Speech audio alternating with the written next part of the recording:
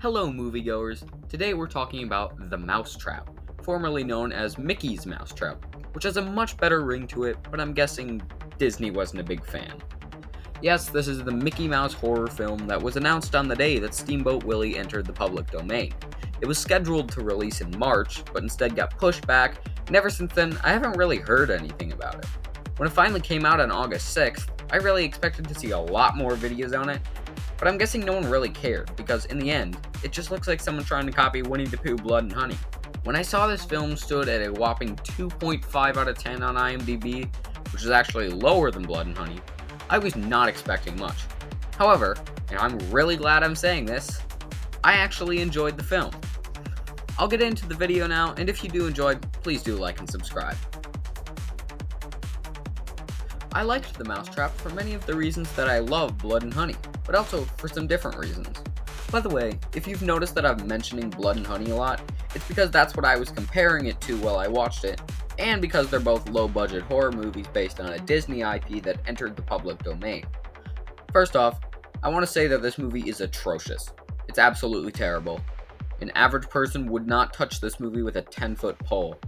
However, I am not an average person. I am clinically insane. I love movies like this.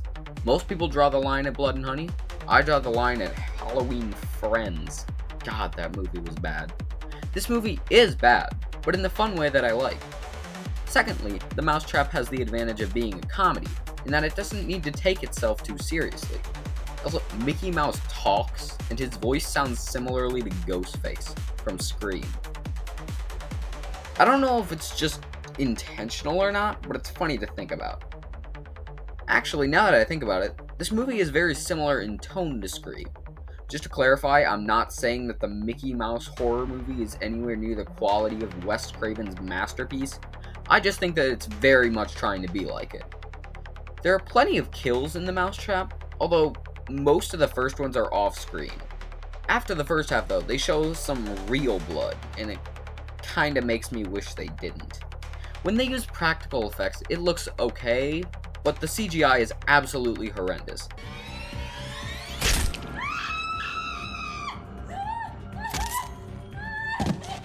At least Blood and Honey showed some decent kills. Speaking of kills, I really hope it gets a kill count someday. Anyways, what everyone's watching this movie for is Mickey Mouse killing people. So the question is, what did they do with the character? Unlike in Blood and Honey, where Winnie and Piglet were actually the characters that they portrayed, in The Mousetrap, Mickey isn't actually the killer.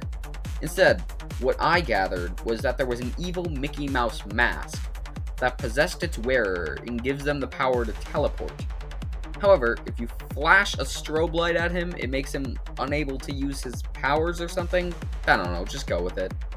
The Mousetrap is one of those movies that's being narrated by someone, usually a witness or a suspect, to the police, either as an interrogation or an account.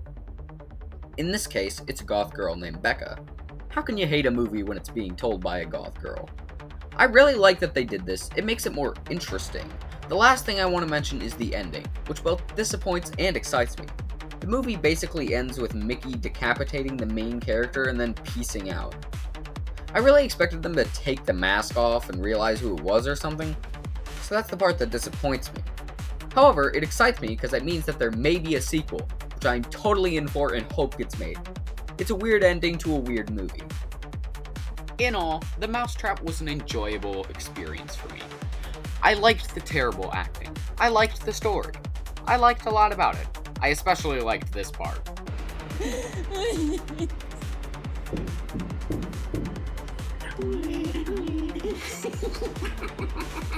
you want from us? What do you want, huh? You wanna kill me?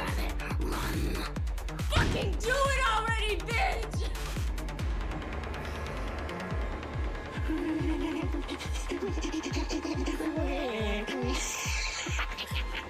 God, it's so funny, and I don't know why.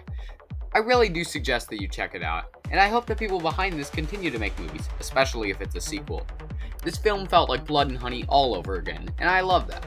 Speaking of which, I plan to give Blood and Honey its own video in the future, so let me know if you're interested. Please do like and subscribe, and comment your thoughts below. And as always, I'll see you next time on the FPG channel. Thanks for watching.